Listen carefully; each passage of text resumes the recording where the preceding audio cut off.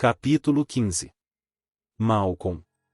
Poucos antes da meia-noite ele entrou no avião, no aeroporto de Dallas. Era um homem alto, magro, meio calvo, de 35 anos. Toda a roupa que vestia, camisa, calça, tênis e meias, era preta. Olá, Dr. Malcolm, e Ramon recebeu-o, esforçando-se para sorrir. Malcolm riu irônico. Olá, John. Infelizmente o desmancha-prazeres está aqui novamente. Apertou as mãos de todos, dizendo rapidamente: sou Malcolm, como vai? Sou matemático. Ele deixou Grant intrigado, por parecer mais satisfeito com o passeio do que o resto do grupo. Grant o conhecia de nome, certamente. Ian Malcolm era um dos exemplos mais famosos da nova geração de matemáticos que se interessavam profundamente pelo modo como o mundo real funcionava. Esses estudiosos tinham rompido com a tradição hermética da matemática em diversos aspectos importantes. Para começar, usavam exaustivamente os computadores, máquinas para as quais os matemáticos tradicionais faziam cara feia. Além disso, trabalhavam principalmente com equações não lineares, um campo promissor chamado teoria do caos. E, como se não bastasse, pareciam se preocupar em que a matemática descrevesse coisas que realmente existiam. Para terminar, como se quisessem enfatizar sua passagem do mundo acadêmico para o comum, vestiam-se e falavam de um modo que um matemático da velha guarda descrevera como o deplorável excesso de personalidade. Na verdade, eles frequentemente se comportavam como estrelas do rock. Malcolm sentou-se em uma das poltronas de couro.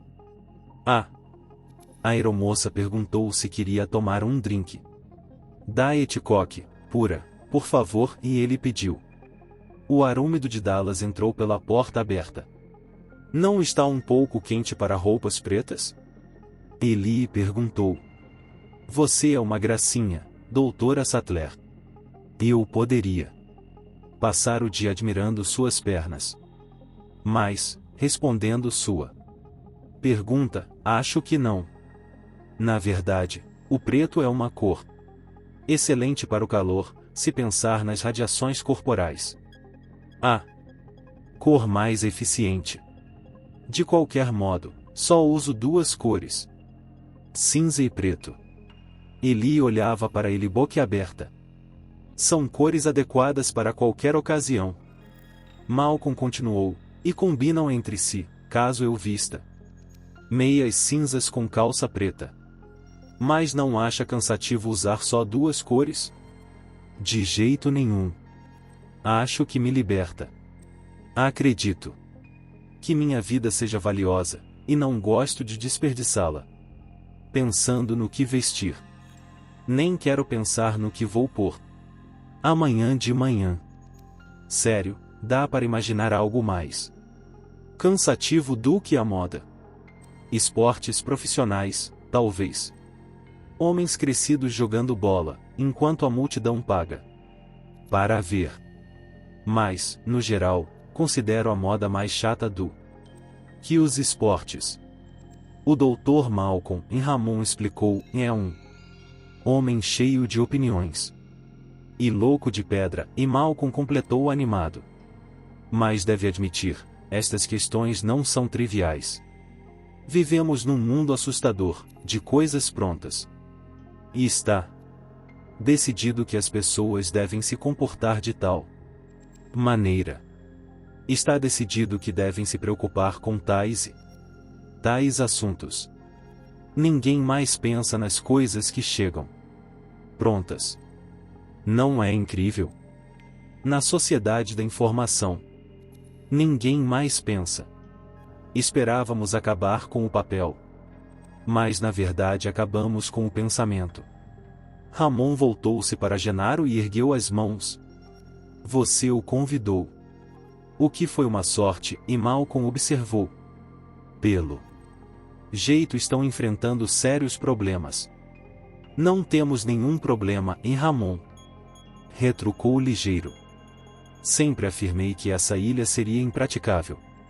Previ os problemas desde o início. Malcolm pegou uma pasta de couro mole. Acredito que a esta altura todos já saibam qual vai ser o desfecho. Precisarão acabar de uma vez com o projeto. Cale a boca! Ramon gritou, erguendo-se. Furioso. Isso é ridículo. Malcolm deu de ombros, indiferente à explosão de Ramon. Trouxe cópias de meu estudo original para que dessem uma olhada. O estudo encomendado pela Engenho. Início do plano. A matemática é meio indigesta, mas posso ajudá-los nisso. Estamos partindo agora? Preciso dar alguns telefonemas em Ramon, disse, entrando na cabine vizinha. Bem, temos um longo voo, e Malcolm comentou. Com os outros. Pelo menos meu estudo vai servir para distraí-los um pouco. O avião seguia rasgando a noite. Grant sabia que Ian Malcolm tinha inúmeros detratores, e podia entender por que alguns consideravam seu estilo meio agressivo, e suas aplicações da teoria do caos muito espetaculares. Folheou o estudo, olhando de relance para as equações.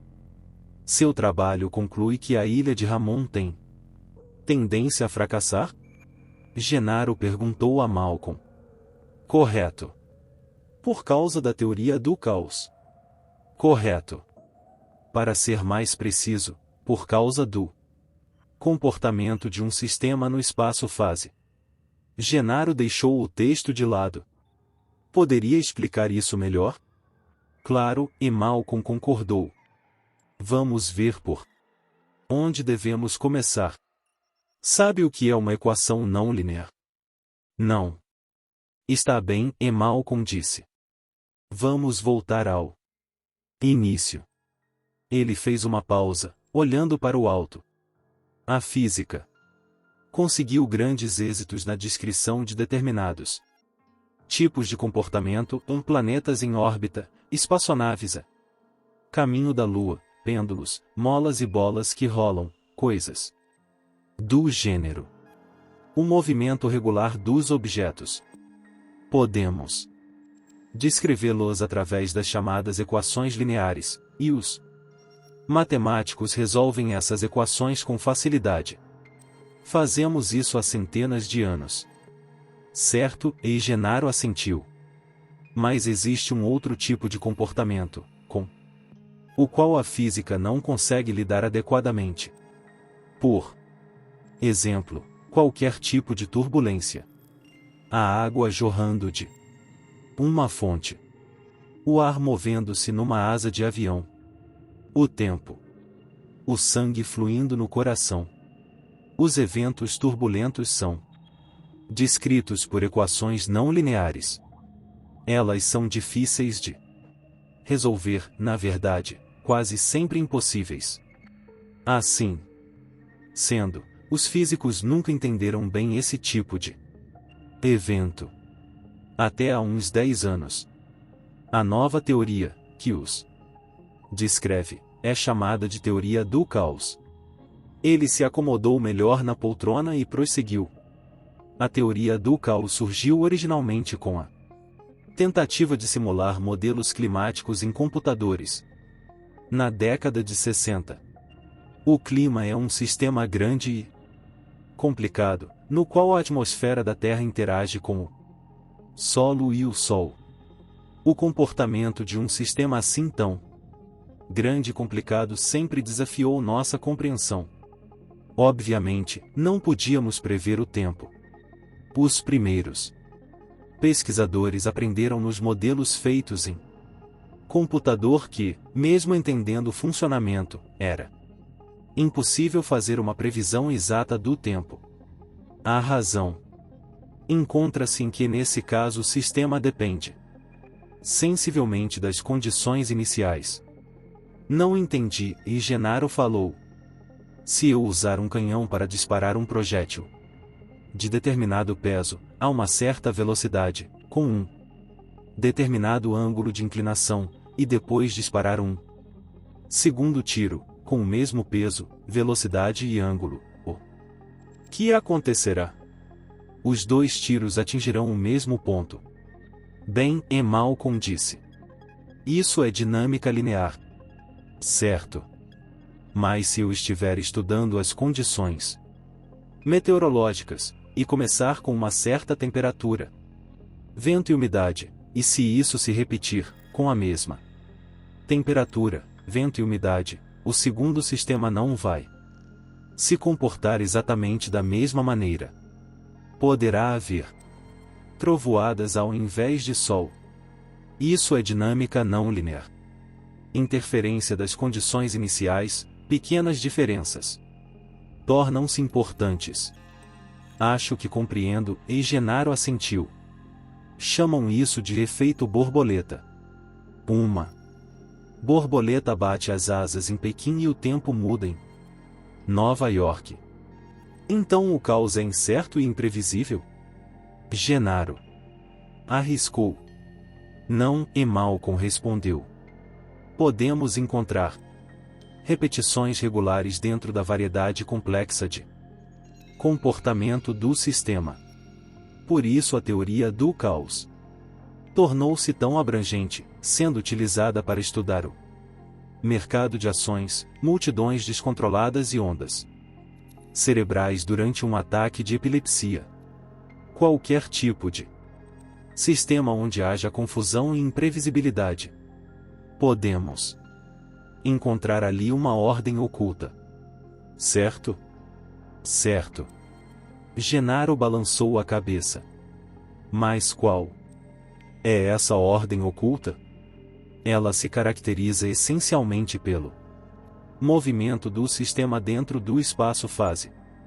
Meu Deus, e Genaro suspirou. Eu só queria saber por que acha que a ilha de Ramon não vai dar certo. Chegaremos lá, e Malcolm disse. A teoria do caos afirma duas coisas. Primeiro, que os sistemas complexos como o tempo possuem uma ordem oculta.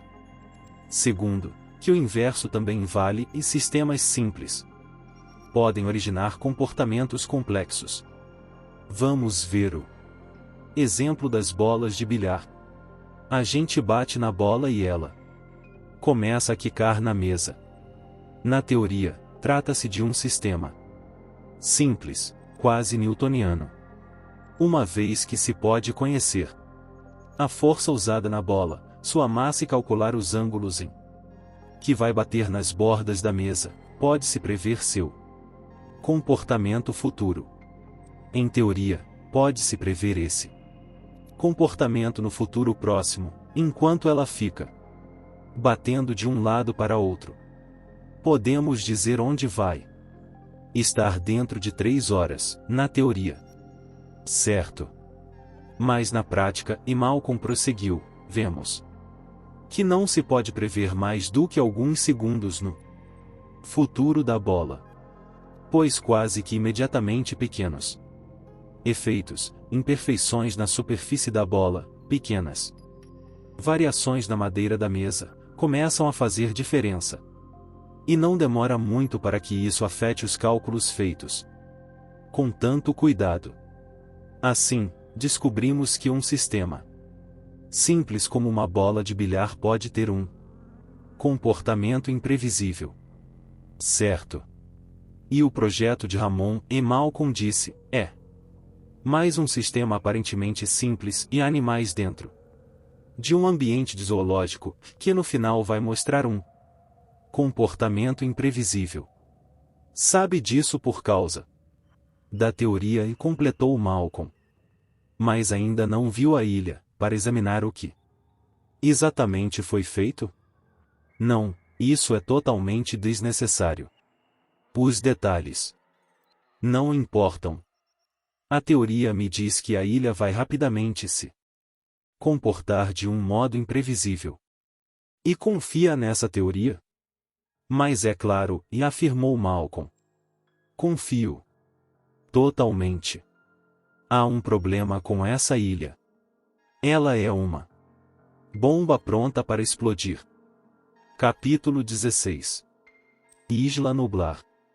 Com um silvo, os rotores começaram a descrever círculos sobre suas cabeças, lançando sombras na pista do aeroporto de San José. Grant ouviu os estalidos em seus fones de ouvido, enquanto o piloto falava com a torre. Mais um passageiro subiu a bordo em San José. Chamava-se Dennis Nedry, e chegará de avião para encontrá-los. Gordo e relaxado, comia uma barra de chocolate. Havia restos do doce em seus dedos, além de pedacinhos de papel alumínio no queixo. Nedry resmungou algo sobre cuidar dos computadores da ilha, mas não apertou a mão de ninguém.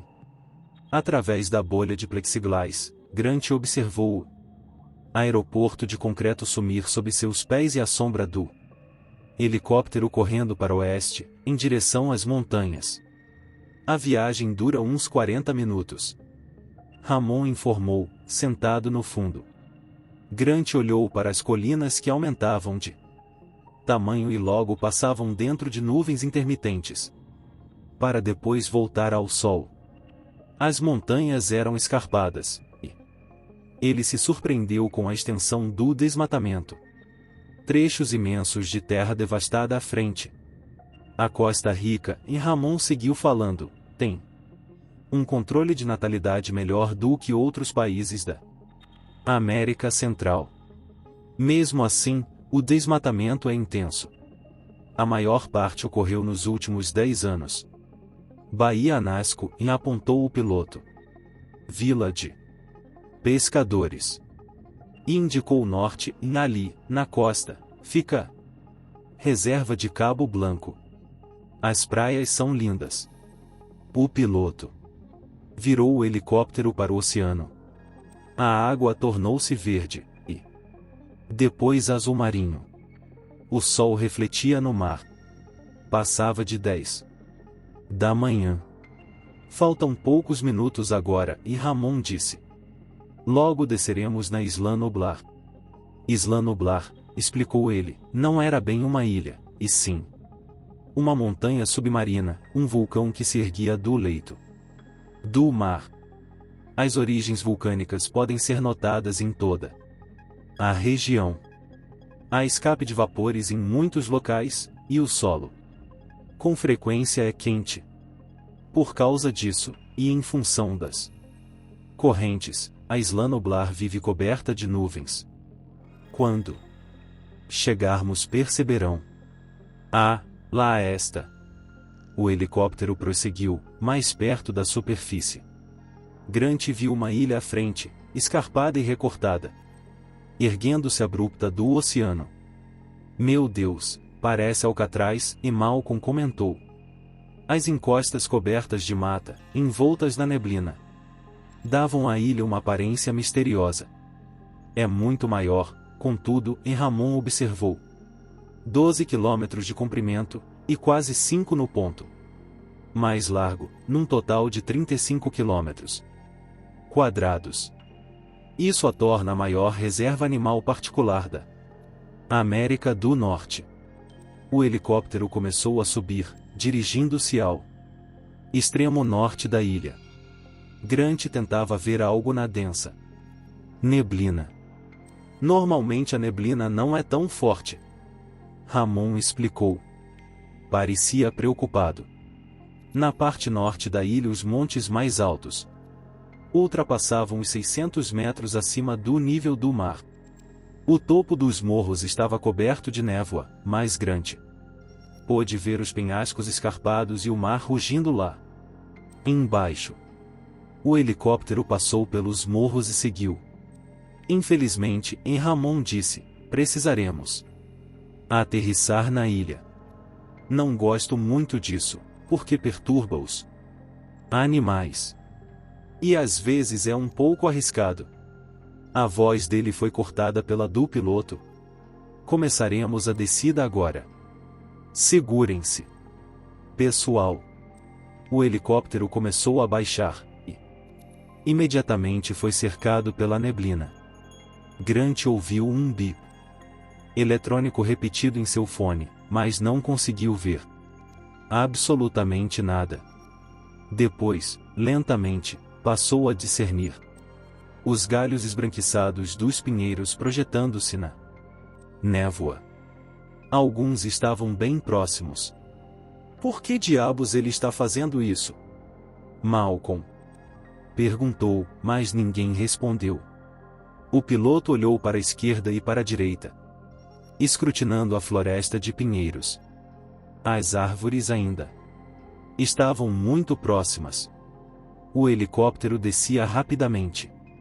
Meu Deus! E Malcolm exclamou. O bip ficou mais alto. Grant olhou para o piloto. Ele estava concentrado. Olhou para baixo e viu uma cruz gigante brilhando a seus pés sob a cabine. Havia luzes piscando nas bordas da cruz. O piloto corrigiu a rota.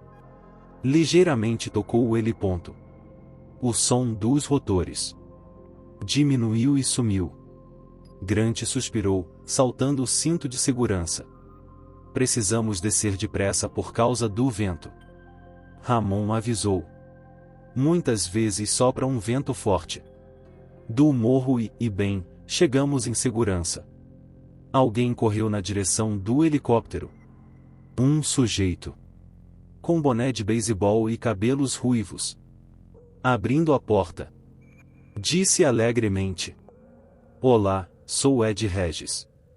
Bem-vindos à Isla Nublar, todos. Vocês. Cuidado com o degrau. Um caminho estreito levava ao sopé do morro. O ar era frio e úmido. Conforme desciam, a névoa diminuía, permitindo que Grant examinasse melhor a paisagem. Parecia com o noroeste do Pacífico, ou com a Península Olímpica. Bem, em Regis disse, o ambiente predominante aqui é a floresta úmida. Um tanto diferente da vegetação do continente, onde temos a floresta equatorial clássica. Mas este é um microclima que só acontece nas elevações do terreno. A maior parte da ilha é tropical. Lá embaixo podiam ver os tetos brancos dos prédios imensos, espalhados pela parte plana. Grant ficou surpreso. As construções eram requintadas. Desceram mais, saindo da névoa, e ele pôde enxergar a ilha em toda sua extensão, de norte para sul. Como Regis dissera, coberta de floresta tropical. No sul, erguendo-se acima das palmeiras, Grant viu um único tronco, sem folhas, apenas um caule curvo. Em seguida o tronco se moveu, virando-se para encarar os recém-chegados. Grant se deu conta de que não era uma árvore. Ele estava olhando para o pescoço longo, curvo e gracioso de uma criatura enorme, que chegava a mais de 15 metros de altura. Estava olhando para um dinossauro. Capítulo 17. Bem-vindos. Meu Deus, Eli disse num sussurro. Todos mantinham os olhos fixos no animal cuja cabeça aparecia por cima das árvores. Em primeiro lugar, ela pensou que o dinossauro era extraordinariamente belo. Nos livros eram animais exagerados, desengonçados, mas aquele bicho de pescoço comprido tinha graça e dignidade em seus movimentos. Era ágil, não havia nada de preguiçoso em seu comportamento. O saurópode observou-os atentamente, emitindo depois um som de trombeta, parecido com o de um elefante. Logo depois outra cabeça emergiu da folhagem, seguida de uma terceira e uma quarta. Meu Deus, Eli repetiu. Genaro perdeu a fala. Ele sabia muito bem o que Encontraria, há anos, e mais de certo modo nunca acreditara que realmente fosse acontecer. O choque o deixou mudo. O poder assombroso da nova tecnologia genética, que considerava antes apenas um monte de palavras de um discurso meio batido, repentinamente desabou sobre ele com força total. Os animais eram tão grandes, enormes, maiores do que uma casa. E havia muitos dinossauros de verdade, puxa vida, e reais, o que mais poderiam querer? E imediatamente pensou, vamos ganhar uma fortuna com este lugar. Uma fortuna. Ele rezou a Deus para que a ilha fosse segura. Grant parou no meio do caminho, na encosta do morro, a garoa atingindo o rosto, olhos fixos nos longos pescoços cinzentos acima das palmeiras. Sentia-se tonto. Como se o chão faltasse a seus pés. Teve dificuldade em recuperar o fôlego, pois estava olhando para algo que nunca imaginara ver em sua vida. Os animais no meio da névoa eram apatossauros. Saurópodes de tamanho médio. Sua mente anuviada começou a fazer associações acadêmicas e herbívoros da América do Norte, do final do período Jurássico, comumente chamados de brontossauros. Fósseis descobertos por I.D. Cope em Montana, no ano de 1876. Espécimes associados aos estratos da Formação Morrison, no Colorado, Utah e Oklahoma. Recentemente Birmingham com Toshoshontoshim com os reclassificaram como Diplodocus, baseados na forma do crânio. Tradicionalmente, acreditava-se que o Brontosaurus passava a maior parte do tempo na água rasa, que ajudaria a suportar seu corpo imenso. Embora o animal não estivesse na água, movia-se depressa demais, a cabeça e o pescoço agitando-se por cima das palmeiras de um modo muito ativo e surpreendentemente ativo. Grant começou a rir. O que foi? Ramon perguntou, preocupado. Há algo errado? Grant balançou a cabeça e continuou a rir.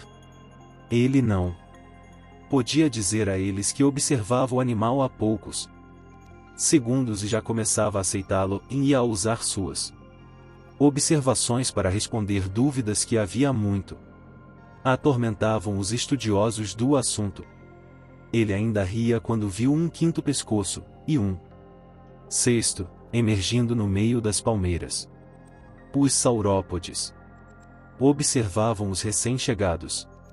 Grant os achou parecidos com girafas gigantescas, e tinham o mesmo olhar satisfeito. Meio estúpido. Creio que não são mecânicos, e comentou. Malcolm. Parecem reais. Sim, sem dúvida são reais, e Ramon garantiu. Bem, esperavam que fossem, não é? Ouviram o som de trombetas novamente. Primeiro, um dos animais gritou, em seguida os outros o imitaram. Essa é a voz deles, Ned Regis falou. Estão dando as boas-vindas aos visitantes. Grant parou e ficou ouvindo o grito por algum tempo. Extasiado. Provavelmente querem saber o que acontecerá agora, e Ramon sugeriu, prosseguindo a descida pelo caminho. Planejamos uma excursão completa pelas instalações e uma viagem para ver os dinossauros no parque, ainda esta tarde. Estarei com vocês na hora do jantar, para esclarecer as dúvidas. Agora, por favor, acompanhem o Sr. Regis. O grupo seguiu o ruivo, que se dirigia aos prédios próximos. No caminho, uma tabuleta tosca, pintada à mão, dizia, bem-vindos ao Parque Jurássico. É isso, guerreiros e guerreiras. Espero que tenham curtido o vídeo tanto quanto eu curti trazê-lo para vocês. Agradeço de coração por terem assistido até o final. Se ainda não fazem parte da nossa comunidade, não se esqueçam de se inscrever no canal Samurai Novel para não perderem nenhum conteúdo épico que está por vir. E claro, a força do nosso clã cresce com a união de cada um de vocês. Compartilhem nossos vídeos com seus amigos, para que mais pessoas possam se juntar a essa jornada incrível. Juntos, somos mais fortes. Até o próximo vídeo, guerreiros. Continuem trilhando o caminho dos samurais e espalhando a energia positiva. Arigato.